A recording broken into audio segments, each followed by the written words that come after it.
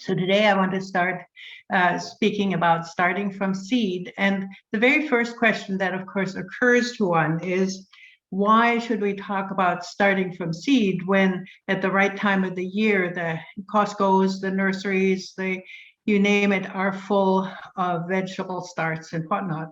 But there's something exciting about starting your own seed. And not only is it far less expensive to buy a packet of seed where you have dozens, if not hundreds of seed versus one little 6-pack, but you also get a far larger variety of seeds. You can really pick what you would like, not what the nurseries can easily grow. And so you can choose amongst dozens, if not hundreds, of tomatoes, while in a grocery store or whatnot, you might only be able to choose from maybe half a dozen.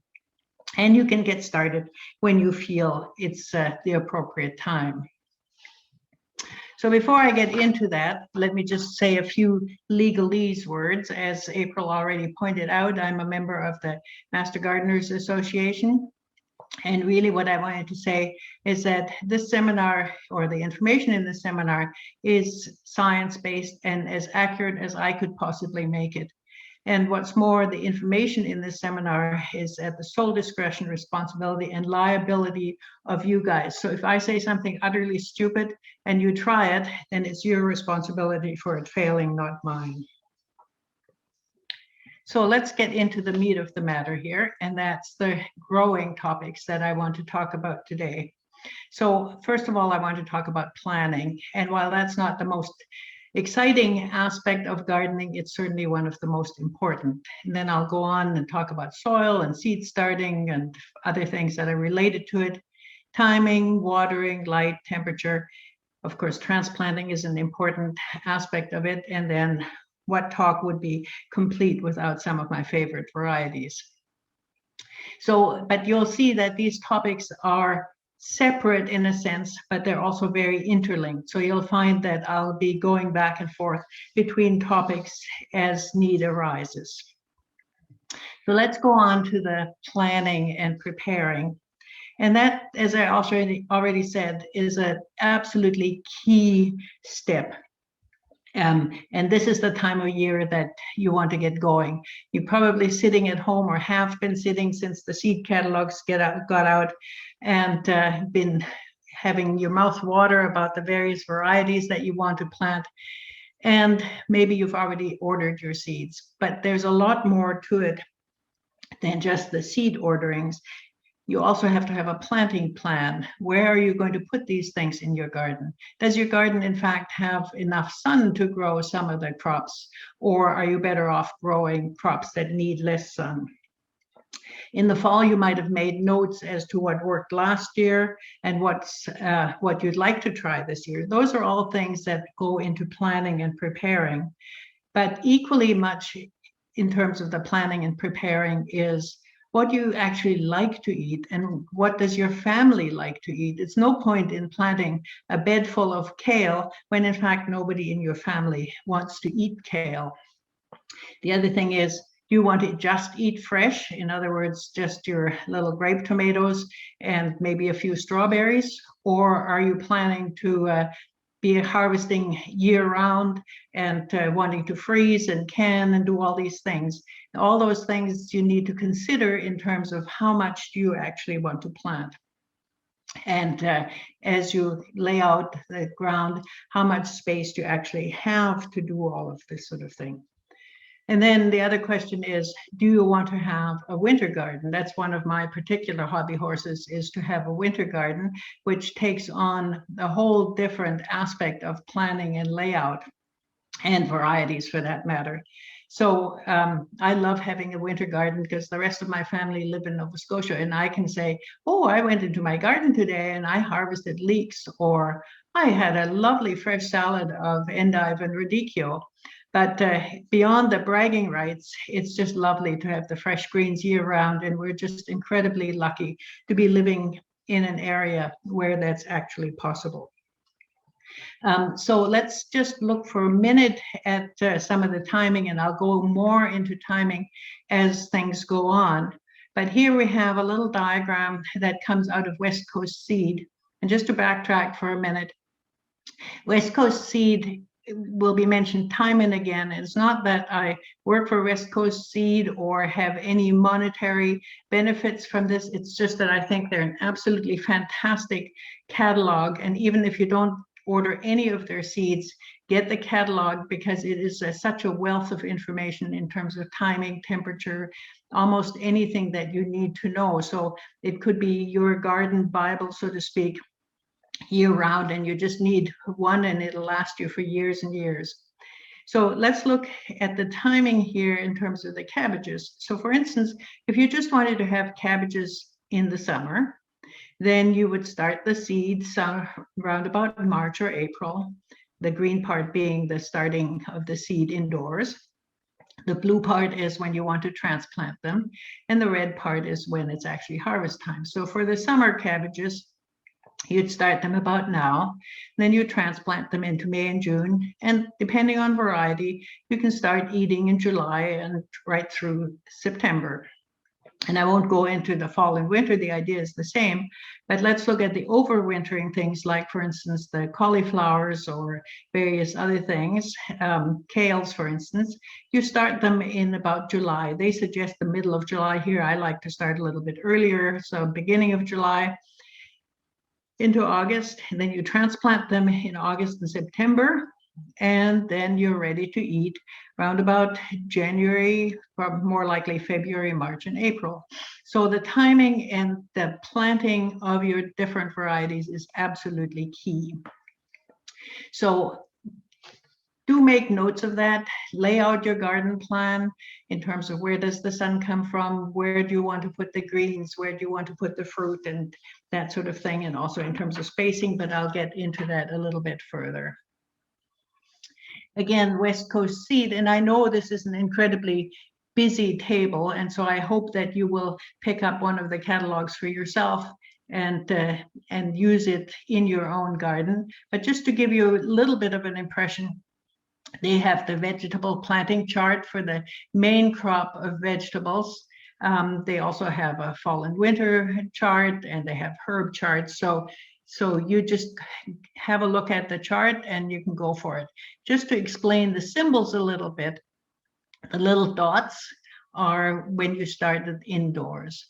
For anything that can be planted directly into the ground, here's the length of time that you can seed those things. The little snowflake type things are not snowflakes, but they're the symbol for when you want to transplant things. And then sometimes, when you want to transplant things, the little cloche look is when if you need to cover it, and sometimes you transplant and cover. So let's look at tomatoes, for instance.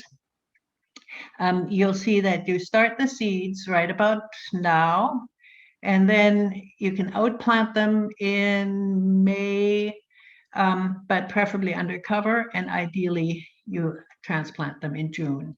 And other crops have different timing. So as you're planning your garden, have a look at a table like this, and then plan when you want to get the seeds into the ground, when you want to have the garden space ready, or if you're best off seeding them directly into the ground. And one of the key things is you look at that table, but you also have to use your own common sense. If it's a particularly cold year, then you just don't start quite as early as if you have a nice early spring. But when I'm talking about nice early spring, then you have to be careful, because oftentimes when we have such an early spring, then all of a sudden we get another cold snap, and anything that you've gained in terms of timing, you have to backtrack on. And if the ground is still too cold, the seeds don't do well. In fact, if they do, or if you transplant into that cold ground, you'll find that there's all kinds of little critters like the larvae of pill bugs that will eat the roots, and really you have a very poor seedling, and that seedling will never recover. So you're far better off to wait until the ground is a proper temperature, and you can easily transplant them, and the seedlings will thrive right from the get-go.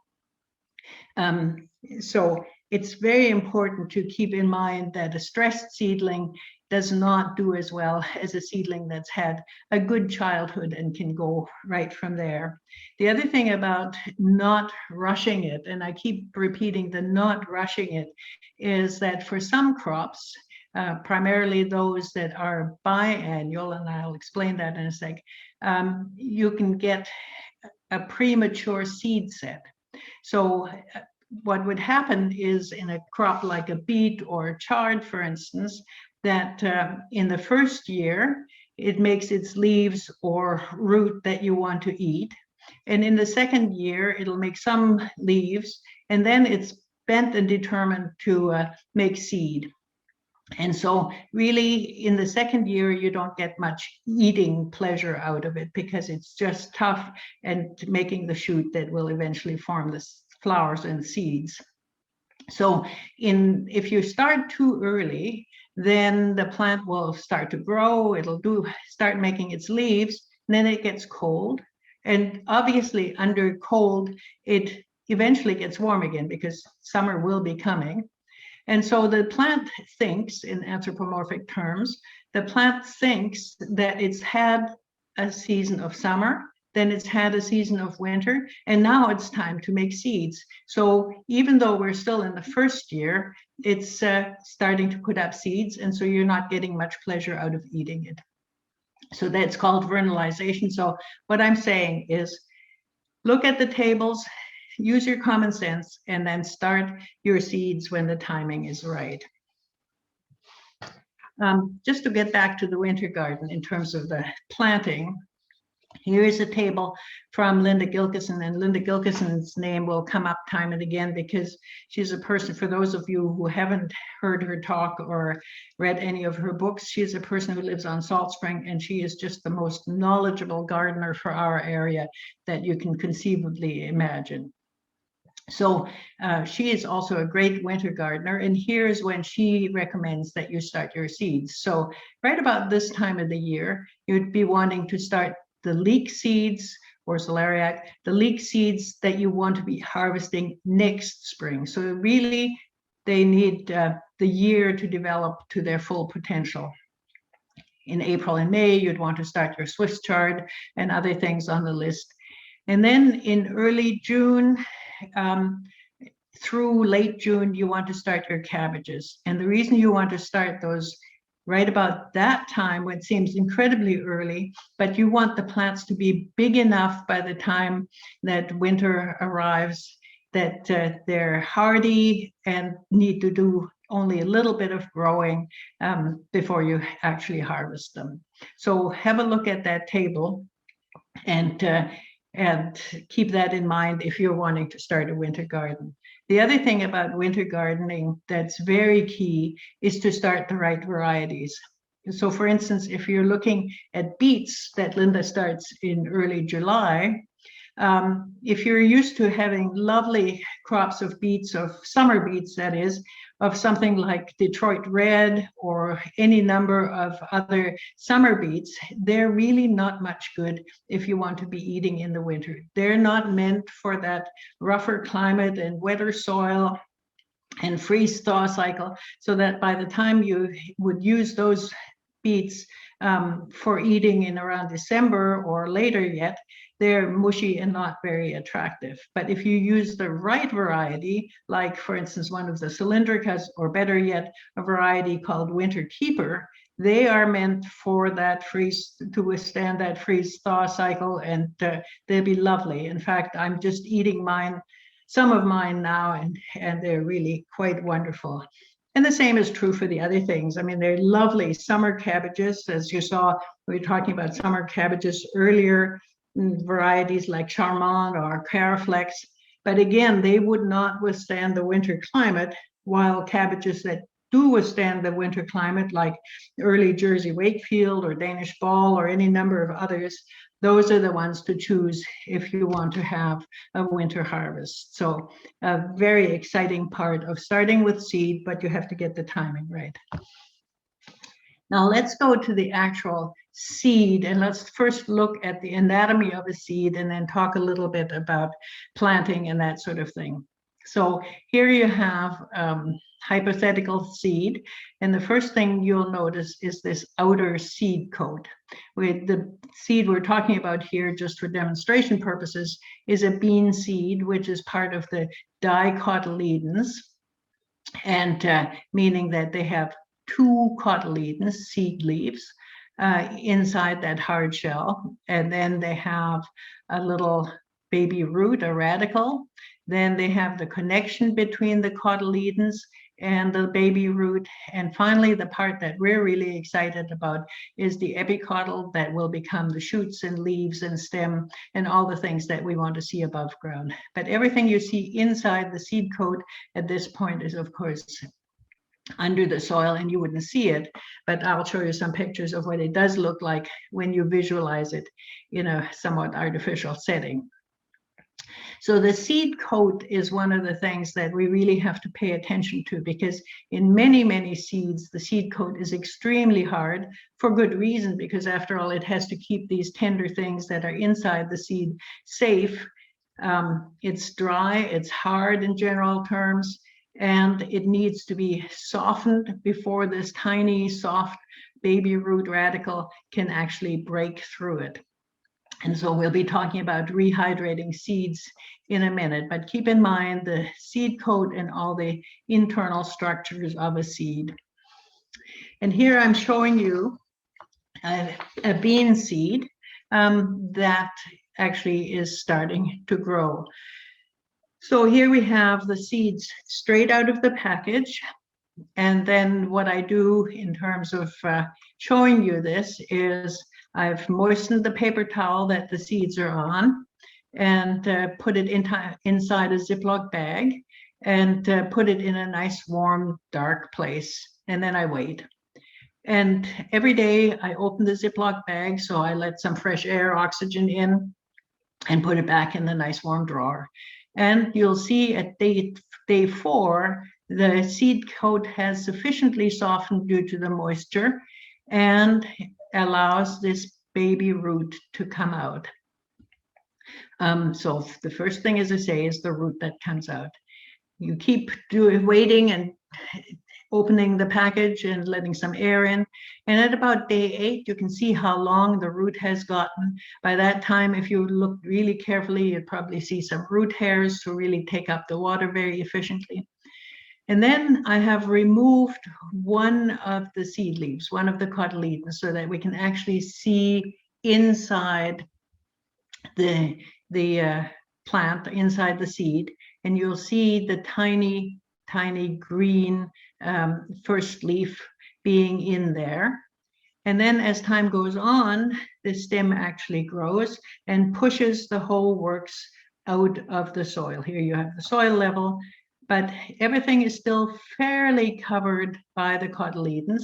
And of course, I don't know if I mentioned, the cotyledons have a lot of nutrition in it to get the root going, to get the leaves going, the stem growing. And so they're the primary nutrient. The roots will take up the water and some of the minerals and things, but it's really the nutrition from the cotyledons that gets things going. And then as time goes on, then here's still the cotyledons, and then you see the first true leaves. And you can see how different the first true leaves are from these seed leaves. And then of course you get the little shoot that will make the next portion of the stem, the next leaves, and so on. So that's how it looks for the first stretch underground, and then you can actually see it. As I said, the plants need water and warmth to get going. And that's how they're, as I said, woken up. But oftentimes, if you buy a package of seed, and especially if you didn't write on that I bought these in 2015, you don't know if these seeds are still any good. So you want to do some germination testing. So in order to do that, you want to get a percentage. So what I do is I lay out my 10 seeds and maybe another 10 seeds onto my moist paper towel and put them into the envelope of the Ziploc, like I showed you for the beans, and put them in a warm spot. And then again, I wait. And here for the kale, you can see that at day 4, just like for the beans at day 4, the primary root has come up. the seed coat has opened, and you can start to see the cotyledons, but it hasn't opened yet. And by day 8, you can really see the primary leaves starting to come out. But the main thing I wanted to see is how many of these kales will germinate. And in my particular situation, when I took the pictures, I had 100% germination for the kale. And I had pretty good germination for the pole bean. So I know that I could seed all of those and have a successful garden, I hope.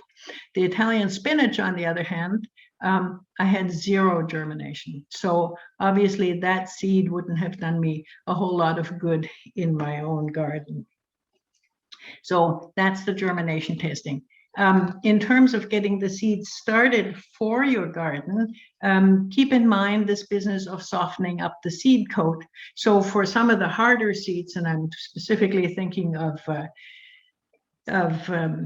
chard and beets and things like that that have an extra hard seed coat, you want to do exactly what we did here. Is you want to put them in a little container with some moist paper towel and put them in a warm place and leave them there for about 24 hours or thereabouts. And then you go ahead, the seed coat isn't broken open yet, so if you handle the seeds carefully, you're fine to go. And then you can go ahead and plant them, and you have far better germination. Now, soils. These recipes come from the Beban Learning Gardens that April mentioned earlier, where you can also buy lovely seedlings if you're so inclined, and I'll put a little plug in for that later on. But let me just tell you a little bit about the soil. In the Beban Learning Gardens, we use a commercial mix for the seed starting soil. In a seed starting soil, you want to have it fairly lean. You don't want to have a whole lot of nutrient. The seeds carry their own nutrients, but what's important in the seed starting mix is that it's sterile, so that you don't have too much trouble with damping off, and that it's the right moisture holding. It's absolutely key that the moisture holding properties of the soil are such that you can have it moist but not hard or soggy. And so to get this mixture right, it's easiest to start with a commercial mix. And then after the seeds have germinated and have their first true leaves, or maybe even their second true leaves, then you want to put them into a richer mix. And this is the recipe for transplant soil. And I think you've gotten that in your handout, the transplant soil that we've successfully used at the Beban Learning Gardens. So you have all the percentages there, so I won't read them, but you get the garden soil, the steer mushroom compost, some peat moss or coir if you prefer not to use the peat moss. The coarse sand is absolutely key, both from a water transmitting standpoint and from getting the texture right, so the stuff doesn't compact too much. Then some fish compost, which is good because it has a fair nitrogen component. And as you can see on the picture here, it has a fair bit of just bulky stuff that the roots can hang on to, and that allows it to drain well. And then finally, we add some lime because it gives the necessary calcium content, some Gaia Green, which is an organic fertilizer, and a little bit of bone meal. And you mix the whole thing well, and you put it into your transplanting containers. And then your plants should be, given everything else in terms of light and whatnot, should be doing very well in that. Now, as to the actual seeding, and that's a key component here, I mentioned that the commercial seed mix comes in bags, and it's very dry. So the first thing you want to do is, as you take your commercial mix out of the bag, is to put it into a bucket and add water so it can rehydrate. And take your time about that. It'll take a while for the peat moss component and other components in that commercial mix to actually rehydrate. And if you add a little bit too much water, you can always squeeze it out as you're filling your containers. And while we're on the container end of things, almost anything will do. You can see us here in the greenhouse using commercial pots. but it's equally good to use the little containers that mushrooms come in the store, or the clamshells, or yogurt containers, or anything that will hold soil and water and that has the right depth. It's important that the seed depth be about 2 inches or thereabouts, so that the roots actually have some space to grow into. So rehydrating, seed depth, right containers, and containers with holes. So if for some reason it's a bit too wet in the soil, it could possibly drain. The other important portion of the actual seeding component is to give the seeds enough space. Here we're seeding tomato peppers, and we have a good 2 fingers width between the seeds. The reason for that is, A, you want each seed to have its full potential for germination, and B, you want to really make sure that the roots, as the roots form and the plant grows, that the roots don't interfere too much, because remember, at some point you want to take these out of the container and you don't want a mess of roots all together. You want them to actually be able to have that space.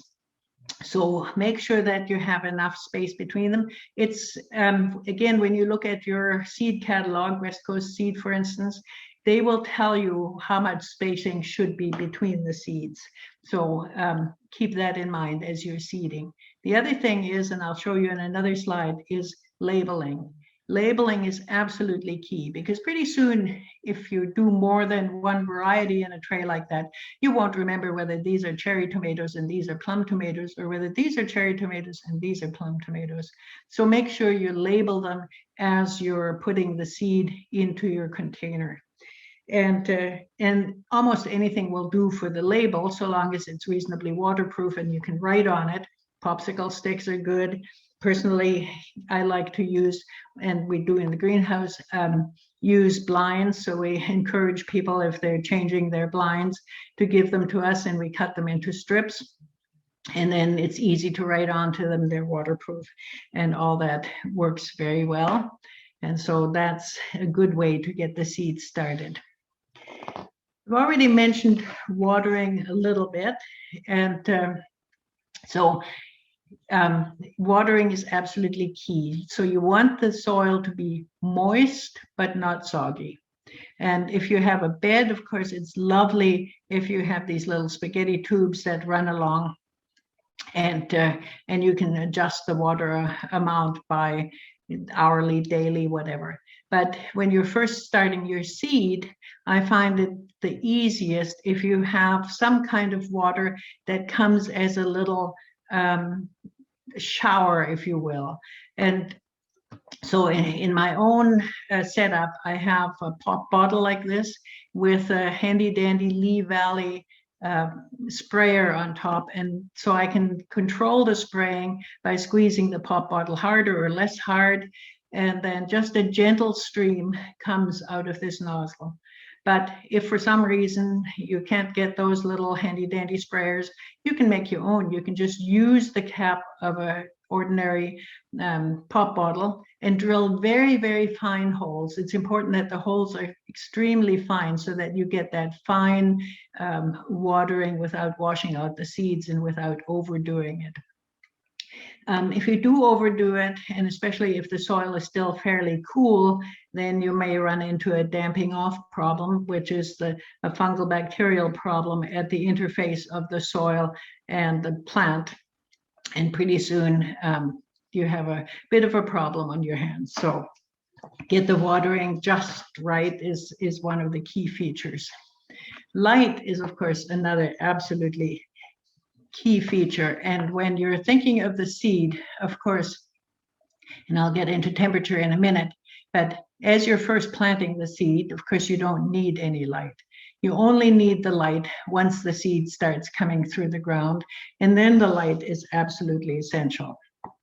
So if you're in the lucky position of having a greenhouse, either something like this, which is the Beban Learning Garden greenhouse, that's polycarbonate and wonderful because it doesn't cast a shadow. But you can equally well do it with some full spectrum fluorescent lights, over your heat mat. And here you have the containers. I told you about the little labels. This is my own setup at home, and it works very well. So light is absolutely key. So if you don't have a lovely setup of an artificial light, then it's best to do the light or the growing of the plants at the windowsill. But just to backtrack for a minute, don't do this actual seed starting at the windowsill. Why not? What's about the coldest place in your room is the windowsill. And the seeds like to have a fair bit of warmth. I'll show you that in a second. Fair bit of warmth to germinate. So germinate them in a warm, dark spot. They don't need any light, and it's only once the plants start coming up, and then they need light, and they need lots of it. Because if you don't give them enough light, then they get quite fragile. They get what's called leggy. And you can see here's the soil level. There's a very long stem between the soil level and the primary leaves, the cotyledon. And then again, a fair stretch between the cotyledons and the first primary leaves. You would like that to be much tighter so that the plant is far less fragile. So give them lots of light once they start to germinate, but give them lots of warmth before they've germinated. I'll just show you that a little bit in terms of some guides that I took out of the Johnny Seed catalog. Here we have some bean seeds, and you can see that below 15, there's virtually no germination whatsoever. Germination starts to become pretty good between 20 and 25. It's excellent at 30, but that's a bit risky because then it drops off very quickly should it get overheated. So that's why you want your soil, because beans do best generally if they're planted directly into the soil. That's why you want your soil temperature to be fairly good and warm before you ever put a bean seed into the ground. And similarly for beets, different temperature regime, but the idea is the same. Below 5 degrees, you have virtually no germination, but around about 15 degrees of soil temperature, they do extremely well. And then at around 15, 20, it starts going downhill again. So keep those temperatures in mind as you're doing the seeding. In terms of planting, back to my winter gardening hobby, if you're interested in winter gardening, I would strongly recommend this book on winter gardening that's on your reading list, written by Elliot Coleman. And just to give you an impression, Elliot Coleman is a commercial gardener growing winter greens, actually growing greens in the winter for the fresh markets and restaurants in Boston and New York. And he has developed a method whereby he has a cool house that's slightly heated, but only ever so slightly, so it doesn't go below freezing. And he has a cold house that doesn't get heated whatsoever, even in the depth of winter in Maine. And he can still grow greens and harvest greens, and they look lovely, even at below freezing temperatures, because the sun is nice and bright in Maine. But let's look what happens in terms of the timing. When he starts plants, here it is, the 8th of August. And of course, the temperature is the same in both houses.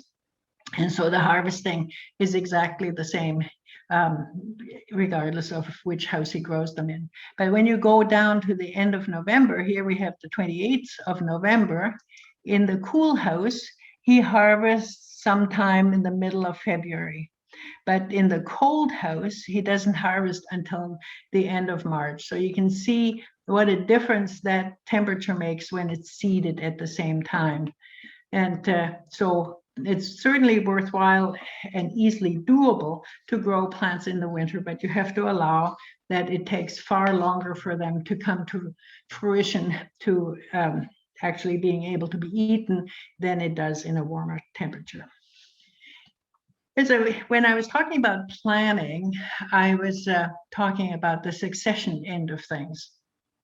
So starting in the middle here in my own garden, I have 2 types of lettuces, Simpson Elite and Merlot. And in the back, I have a row of kale. So admittedly, these are a bit dense, but my plan here was to eat this Simpson Elite and give this Merlot a little bit of chance. Then I eat another Simpson Elite and give these Merlots and go through that. And as space is created, the other plants get more of a chance. And then as I've eaten most of the lettuce, I can interplant it with a kale I have back here. And in a more theoretical fashion, I'm showing you a diagram from Linda Gilkison in terms of one of the things that you could think about, but it lets itself be adjusted to many different plants. But what she suggested in this diagram is that you have your bed and you start with seeding fairly heavily a bunch of lettuce. And as the lettuce grows, you'll want to thin it, and you can use the thinnings for your salads and so on. And pretty soon you will have created areas where you can interplant something. And so in this diagram, she interplants cucumbers. So you go ahead, you eat more of the lettuce, the cucumbers grow. Pretty soon you only have just a very few lettuces, but you have cucumbers coming along very nicely. And then once the lettuce is all done, you still have the cucumbers growing very nicely. And you interplant with some like the purple Cape cauliflower. And as the cucumbers are all done and finished, you have plenty of room for your purple Cape cauliflower. One of the things to remember, though, is you, in planning all this, need to know, A, when to start your little new things to put in between, and B, how much room do they actually take? And so again, there's tables, or you can look at the West Coast Seed Catalog just to give you an impression of how much space you need between the plants. So let's look at cucumbers, for instance. Well, you want to give a cucumber somewhere between a foot and a foot and a half, 12 to 18 inches, to reach its maximum size. The same for, say, a broccoli plant or a Brussels sprout. Again, you want a foot and a half to 2 feet in order to let it mature nicely and not to have it interfere with other plants around it. On the other hand, when you look at corn salad or cress or so, or carrot, whatever didn't fit on this table, then they only need a couple of inches. So as you're planning that in the early spring, look at the catalog or other tables that you can find in terms of seeing how much space you actually need between the plants. I was also talking about seed life earlier, and it's amazing to me how different seeds are in terms of life expectancy. For instance, the cucumber here will still be good and viable, if you store it properly, that is, good and viable for 7 years or possibly more. Many plants last 4 or 5 years, but then there's others like corn, for instance, that only has a life expectancy of 2 years. So when you're planning your seed purchases, kind of keep in mind how much you're going to buy in terms of how much you need versus how long they last. So those are all things that go into the planning end of things. And then you've grown your seed and you're now ready to actually put it out into the garden. So you want to transplant it, but what do you need to do before you transplant it into your garden? Here's my own garden. I have my bean poles in. I've put some other crops, probably tomatoes in, and I've started some things from seed. And now I want to put other things in these rows here. So I have those in my little seed trays, and I now want to put them out.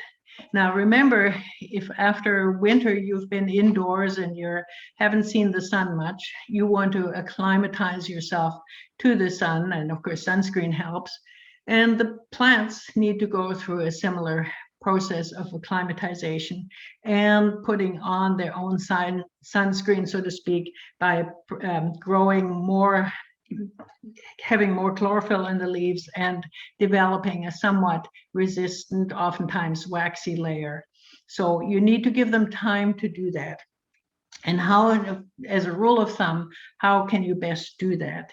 Well, there's all kinds of suggestions, but my own is that on the first day that you're thinking about putting them out into the garden, you just take your entire tray and you set it in some nice shady place and you leave it there. Even in the shade, there's still a fair bit of penetration of real light rather than artificial light. It's lots of UV even in the shade. So you set them out there for the day and you bring them in at night. The next day, hopefully it's a sunny day, and you can put them out into some dappled shade and do the same thing. You set them out for the day, you bring them in at night. And not only does that allow the plant to acclimatize to the sun, it also acclimatizes it to the wind and strengthens the stem so that they're not quite as fragile as they were before. So on day 3, and they're still in their pots or trays, you give them full sun, but keep them in their container still. Full sun, not for the whole day maybe, but for several hours. And then you also leave them out overnight so they can acclimatize to the nighttime temperature. And finally, on day 4 or 5, after you've done that and you're tired of carrying them around, then you're ready to plant them into their permanent spot. But before you actually plop them into the ground, you have to think they're pretty thirsty and they've probably lost some roots in that whole process. So when you dig your planting hole, you fill it with water.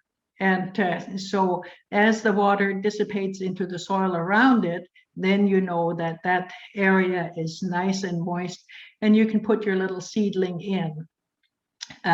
For most seedlings, it's quite important that they stay at the same soil level as they were in their original container. So you make the planting hole accordingly, and then you just lightly firm the soil around the stem. For tomatoes, on the other hand, you want to plant them fairly deep because they'll develop roots along the stem, and that gives them extra nutrition and lets them take up extra moisture, so you can plant those a lot deeper. But for most seedlings, plant them at the level that they were in the beginning. And then you might still want to water them in with a little bit of compost tea or fish fertilizer, but make it very dilute. They don't want to have anything very harsh, but very dilute fish fertilizer or compost tea. And the other day I heard Linda Gilkison say that if you're making compost tea, or even more importantly, manure tea, you should not let that steep but a couple of days. I'm not quite sure why she said that, but I'm sure she had a very good reason.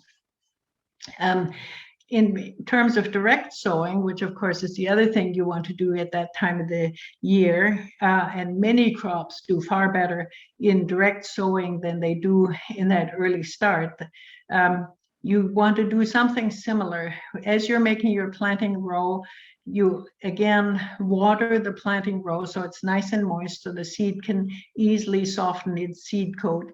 Water the row, put your seed in, and then gently firm it so that the seed is in direct contact with the soil. So as I say, things like that root crops do particularly better if they're seeded directly. And I want to say a few words about seed selection, and then we've more or less come to the end. Seed selection. What do some of these terms actually mean? You hear the terms open pollinated or OP in catalogs, or F1, and you hear organic, and you hear heirloom. And what do these things actually mean? You even read non-GMO in some of the seed catalogs. That's all very lovely. The non-GMO just means that no artificial genes have been inserted into the genetic makeup of the crop you're planning to grow. Having said that, though, for us home gardener, that tends to be a non-issue because we're not planting fields of canola or fields of feed corn or anything like that. So generally, the GMO question doesn't arise for us. But what is important to us is either open pollinated or F1. And open pollinated oftentimes also is known as heirloom. What it means is that these seeds, these types of seed, tomatoes in this case have been around for generations and are true to seed. So you can save those because the genetic makeup is such that it's consistent. And if you're planting a super Italian paste, for instance, then you'll know that you'll get a super Italian paste again the next year or something incredibly similar to it. But if you're planting an F1, you may not be able to have the same look of a Supremo tomato because they're two different parentages and they're selected very carefully to give certain characteristics. Like in this particular case, it says it's highly resistant to fusarium and root knot and other problems that it's one parent may bring into the seed and the other parent may bring, and I'm making this up, but as an example, may bring the shape and the color. And so these two will come each year if you use the right parents and make this lovely Supremo tomato. But if you were to save seed from that, you might get the disease resistance, but not the color, or you might get the color, but not the disease resistance. So F1s can be fantastic garden crops, but not good for seed saving. And in the Beban Learning Gardens, we definitely encourage seed saving. And so primarily we grow varieties that are open pollinated rather than the F1s. But we've learned by hard trial and error that in some cases it's well worth it to not be too rigorous about the all open pollinated and buy seeds that just where the plant just do extremely well. And one of those examples is in Brussels sprouts. We've tried many varieties of Brussels sprouts, and by far the best are the F1 Nordics. So that's just an example. Nothing wrong with F1, provided you don't want to seed save. Now, just a few words on the reading guides that I think the library have handed out to you. Linda Gilkison's books are always a pleasure to read. Steve Solomon, a gardener that started Territorial Seeds, full of knowledge. The Winter Harvest Handbook I've already mentioned, and each year the West Coast Seed Catalog comes out free, which is also a bonus, and it's full of fantastic garden knowledge. So I encourage you to pick one of those things up. So with that, I just want to say a few words about my favorite varieties. And it's very hard for me to talk about any vegetable that's not my favorite variety, but let me just mention a few. One of my very favorites is this Tromponcino squash.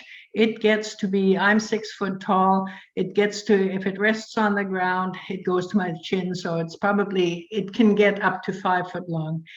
It's wonderful eating fresh as a zucchini replacement. It also makes for a fairly good storage squash if you let the skin dry out. What's wonderful about it, other than the taste and the size, is that the seeds are only in this little bulb here. All this rest of the stem is wonderfully edible. Although I like mine a little younger, but never mind. And it takes very little garden space because it doesn't need a lot of space on the ground because you can grow it up on a bean pole or any other thing that will bring it up into the air. So Tromponcino is my favorite summer squash. And this is just my own way of looking at the world, but I thought I'd pass that on. Another thing for its sheer beauty, but also its taste, is the Purple Cape cauliflower. Then all kinds of squashes. This, unfortunately, is still a little underripe when I took the picture, but it's a jalapeno pepper. I already mentioned tomato pepper. I didn't have a picture, but it does look like a tomato. It's beautifully red. It grows long into the season. And it just, for me, has the right amount of hotness. So it doesn't blow you away, but it's just lovely. And then, of course, who can have a garden without lettuce? There's some Merlot, there's some Butter Crunch, there's some Simpson Elite. I think back here we have some red sails. Many, many different varieties. You just have to figure out what type you like the best, and also whether you like the summer lettuces, whether you also want endives and radicchios. The choice is definitely yours. And then, of course, who can have a garden without tomatoes? This is just a small assortment of what we grew in the Beban Learning Gardens. Here we have striped, no, it's red zebra. We have some green zebras. We have some striped Romas. This may be a Cherokee purple. And then, of course, some of them grow huge. If you can see it on my scale here, it's 704 grams, and the variety is called 1 pound. So those are my favorite vegetables, but there's many, many more favorite vegetables I have. And with that, I just want to put in a little plug for the Beban Learning Gardens, where we make, the other day I calculated, we make about 10,000 seedlings. We have 25 different heritage tomatoes of all colors, stripes, and you name it. And as you can see from this poster, this was definitely in pre-COVID times. People were allowed inside the greenhouse. They didn't have masks. And we had the sales primarily on the Saturday before Mother's Day. Can't do any of that, but we certainly still encourage people to have their home gardens, and plants are for sale as they get ready, starting in April, tomatoes in May, winter vegetables in June, July, and so on. So I encourage you to at least look over the fence if you're in the Nanaimo area at the Beban Gardens. And with that, I am just about done, and April will pass me any of the questions you've put into the chat box. Thank you. Great. Thank you, Dorothee. That was really fabulous. So I do have a few questions that have come through the chat. So the first one is going back to germination testing. And the question is, what is considered adequate to carry on with the seeds for the garden, 75% or 90%? Yes, and in fact, some of the put it this way, there are some Canadian laws, or at least guidelines, for what is adequate germination for a commercial crop.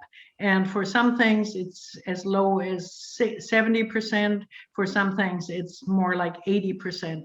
If in your own germination testing, you find that you really only have 50%, well, I wouldn't throw the seed away if it's a seed that you're particularly fond of. I would just seed it more densely. So if you only expect half the seeds to germinate, well, then plant them twice as thick as you would otherwise. So while there's some guidelines in terms of the commercial, it's your own lookout in terms of how densely you want to seed them. Okay. Next question was about kale seeds in particular. Kale seeds are so tiny and come 250 seeds in a packet. Do you plant just one seed per pot? No, you certainly want to be more generous than that. In the greenhouse, we do have the pots, and you can see there's 3. These are in fact kale, lacinato. There are indeed 3 seedlings per pot. But when we start them, we have the trays that are much denser. So you can see this is a tray. And so we've planted the seed about, with kale seeds being so small, I would probably plant them a seed an inch. So keep 1 finger's width between the seeds and plant them that way. And then when they've grown in their original seed starting mix, then transplant them into a transplant mix. Again, give them some room, but about 3 seedlings per pot would be about right. All right. Another question here. I had heard of putting seeds in the freezer first before planting. Is this useful? Some seeds actually need that. The spinach that I showed you earlier, when I left it out in the cold and then started to germinate it, all of it germinated. So for some things, it's absolutely essential that you freeze it first, but for many things, it's absolutely not necessary. And the seed catalogs, when the seeds come to you from a commercial grower, they're basically ready for you to go ahead and plant right away. If you're saving your own seeds, you might want to do a little bit of reading in terms of which ones need that cold period, but most of them don't need anything. Things like tomatoes and lettuce and kale and all the things that I saved for myself, I've never had any need to keep it in the fridge. It doesn't hurt to keep it in the fridge, but the caveat of keeping it in the fridge is condensation end of things. You need to be very sure that your seed stays dry. And in the fridge, the chances of it getting somewhat moist is probably higher than if you have a nice cool area in your basement, assuming you have a basement. But otherwise, keep them, if you do need to keep them in the fridge, keep them in an airtight container, and maybe even put those little drying packs that you get in various medicine bottles and whatnot in, so that there's absolutely no chance of the seeds getting moist before you actually want to germinate them. Okay. And next question, your slide picture, which I think was the hardening off and transplanting slide, shows grass coming up close to your garden. Do you have problems with wireworms coming into your garden, affecting the plants at the ends of the rows? Excellent question. Let me just tell you a little anecdote. Last year when COVID started, I was so excited about making sure that our food security was established. So my husband and I tilled a great deal of grass and made a lovely bed, grew things beautifully, and we grew tomatoes. Try that again, potatoes. We grew about 400 pounds, which is still a bit of a problem because I'm not sure what I'm going to do with the remaining 300 pounds. But they were full of wireworms. It really is an issue in some crops. And potatoes, of course, are the prime crop where wireworms become a problem. I have never noticed a difference for my greens, or for that matter, for my other root crops with wireworms, other than this newly tilled area for my potatoes. Okay. And where did you find the seed for your summer squash pick? If we're talking about the Tromponcino, it is in the West Coast catalog. It's not with the regular squashes. There's a special section on oddball squashes, which includes the Loofah squash sponge and the Tromponcino, and there may be one or two others. It's on a different page, but I would just Google it in terms of some of the seed catalogs, and then you'll be able to get the seed. Again, a little plug for the community greenhouse is that we know it's a very popular crop, and so we tend to grow a lot of transplants for that. Nice. And it looks like Bob has plugged in a link to the West Coast Seeds catalog to that Tromponcino. Excellent. So you can click on that if you're interested. And then another person was wondering, what was the name of the first squash that was your favorite, which might be what you just said? The Tromponcino. Yeah. Think trombone instrument. And they do get to be odd shapes. The one I showed you was one of the smoothest ones, or least odd looking ones that I've ever grown. But think trombone, and then it's Tromponcino. And another one, what is the best orientation for a greenhouse? Greenhouse is tricky in the sense of you want it warm, you want lots of light, you don't want your plants to burn to death. So if you can orient the main side, the long side towards the south, is probably a fairly good way to go. But I think different people have somewhat different opinions, and so I wouldn't want to stick my neck out too far. But my own greenhouse is oriented south, and it works very well. But you also need to keep in mind that it does get incredibly hot in those greenhouses unless you have some shade cloth or some other way of dealing with the extra sun during the peak summer. And when I come from the tomato end of things, I like growing some of my tomatoes inside the greenhouse. But if it gets above 30, 31 degrees centigrade in the greenhouse, the pollen becomes sterile, and so your tomatoes will not get sterilized at those temperatures. So you might want to put some shade cloth up in the peak of the summer. All right. Let's see. When starting seeds under lights and with a heat mat, how long after the seed germinates do you remove the heat mat? I don't remove the heat mats at all. I remove the plants into a cooler space because I want to use the heat and light space for my next crop. Planning here in terms of getting things started. And of course, I have the option of having my own little greenhouse or taking things back because they are for the Beban Learning Gardens in the first place. So it's easier said than done. But at some point, you're better off once they've germinated and they look good, just to remove them. And you might even possibly at that point put them against a bright window and let them go from there. And then eventually, again, it's a question of timing, of not starting them too early. You have to calculate back for when are the plants going to be germinating, when are they going to be big enough to outplant, and when is the temperature in your garden likely to be right to be able to do the outplanting. So get your timing right in terms of getting things started in the first place. Now, you mentioned seed spacing, which is easy for larger seeds, but I'm boggled by the size of some tiny seeds. What do you do with those?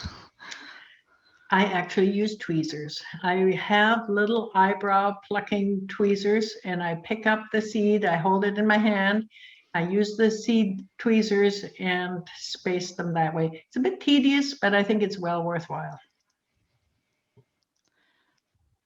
Okay, let's see if there's a couple more here. Can you talk a little bit about thinning out seedlings? Thinning out seedlings. Yeah, that's something that I hadn't mentioned. So if you start and you have the seedlings fairly tightly spaced, which sometimes happens, even if you use the tweezers to space them, then things fall between your fingers and whatnot, and they're tighter spaced than you want. Use a pair of scissors. I would not pull the seedlings out by the root. Because that really disturbs the soil and may disturb the other seedlings in the neighborhood. So I would actually go through the trouble, pair of sharp scissors, and just cut them out to the spacing that I want. And I might do that repeatedly. So if I've seeded really densely for whatever reason, then cut them out. And as the surrounding seedlings grow, cut them out again until you get to a level where they can grow very nicely. And then, of course, eventually they'll outplant them, and then they have the space in the garden in the first place. Okay, and what do you consider the frost-free date for Nanaimo? I hope one of my other fellow master gardeners can answer that, because I should have looked. The answer is I don't know, but there are some sort of phenological things that in years past were absolutely foolproof. With the change in climate, have become much less foolproof.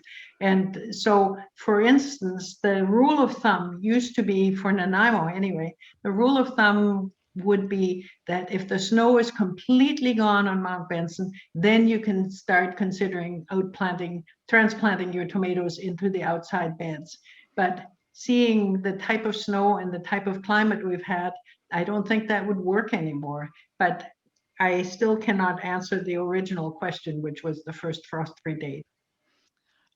Joe just put a comment in that says, growing season is early March, but frost date is April 15th. There you go. Thank you, Joe.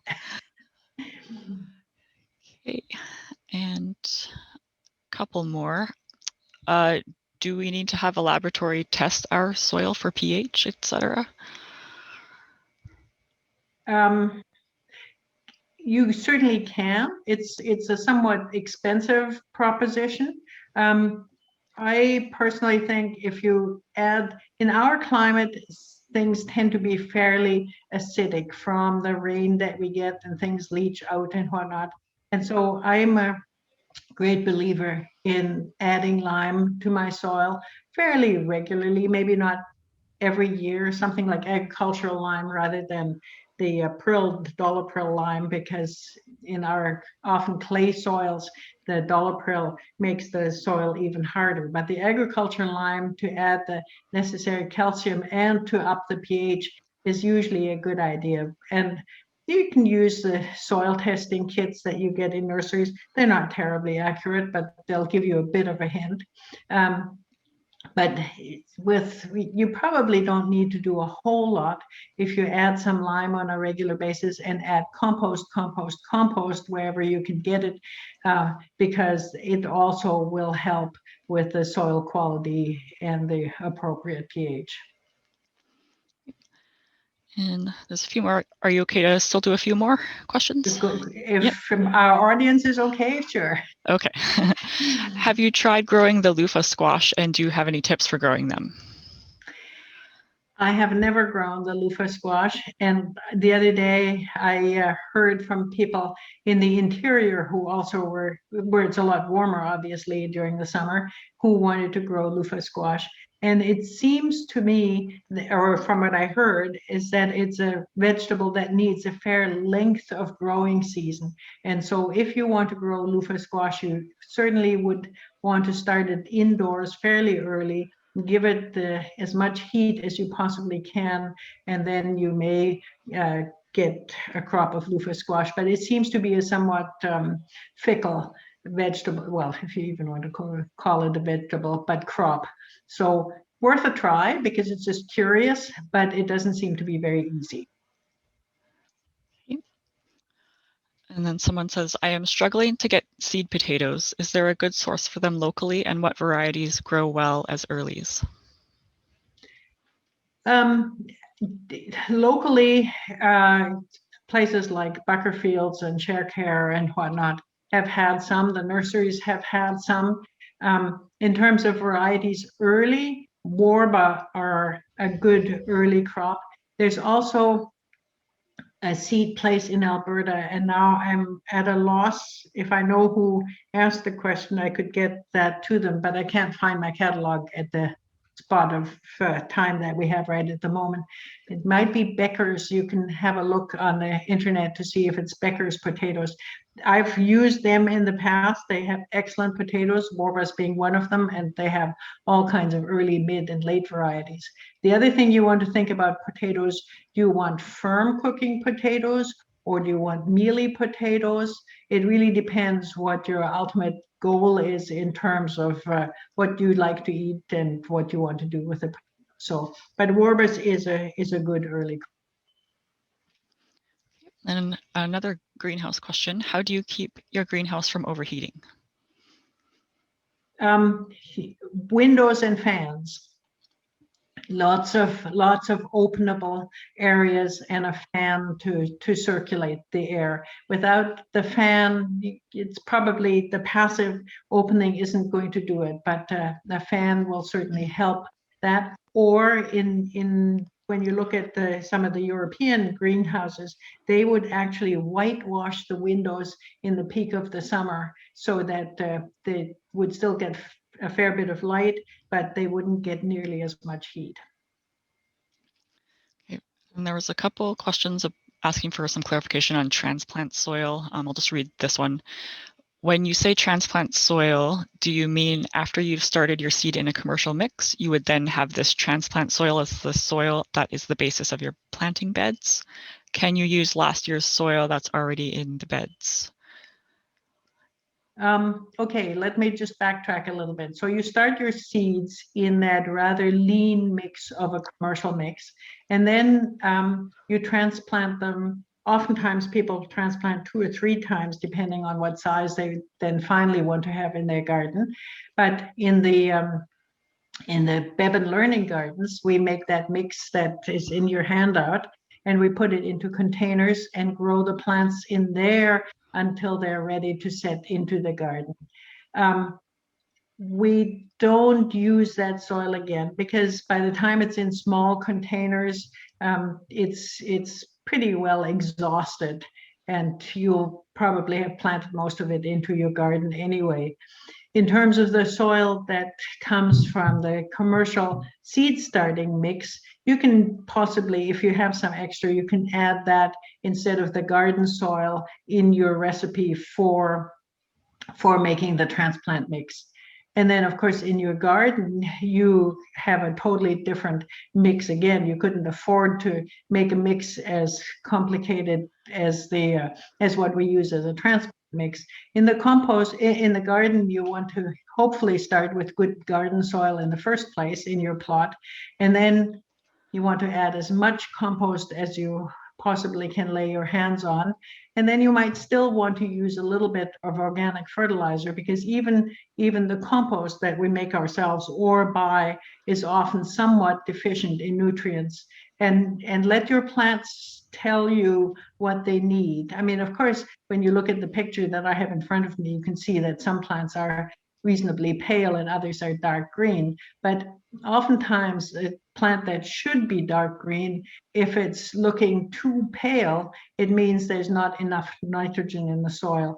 And then you want to add amendments, say like the fish compost, fish fertilizer, yes, but the fish compost, whether it's sea soil or some other brand, because it's fairly high in nitrogen and other organics. And it's a wonderful addition to your garden soil, just layered on top and let the earthworms bring it down and add to your nutrients in the soil in general. Great. And I think this is the last one that we've got coming in. Is it a good idea to use paper towel like a seed tape to help space your seeds? I don't see why that shouldn't work. My question is, how would the seeds stick to the paper towel? So I would want to try it, to use it as a seed tape. And it may work very well. I've never tried it, but there's no reason to think that it would hinder the germination. In fact, when we save our own tomato seeds, just a little tip here, when we save our own tomato seeds for the Beban Learning Garden, we take the ripest, juiciest tomato we can possibly find, and then take out the seeds from that tomato, and the jelly that they have around them anyway, glue them onto a paper towel or napkin or what have you in the spacing for which you want to plant. And then come next season, when you've saved your tomato seeds, you can just cut that paper towel or napkin into strips, lay the whole paper and seed onto the ground, onto the soil, cover it with a little bit of soil, and they'll grow through that paper towel or napkin beautifully. So you might try that as a seed tape. I've just never tried it myself. Great. Yeah, so it looks like that was it for questions. Did you have anything else that you wanted to add before we wrap it up? No, it was kind of fun doing a virtual session once I got the slides started. So thank you for your attention, and I hope you learned something new from this.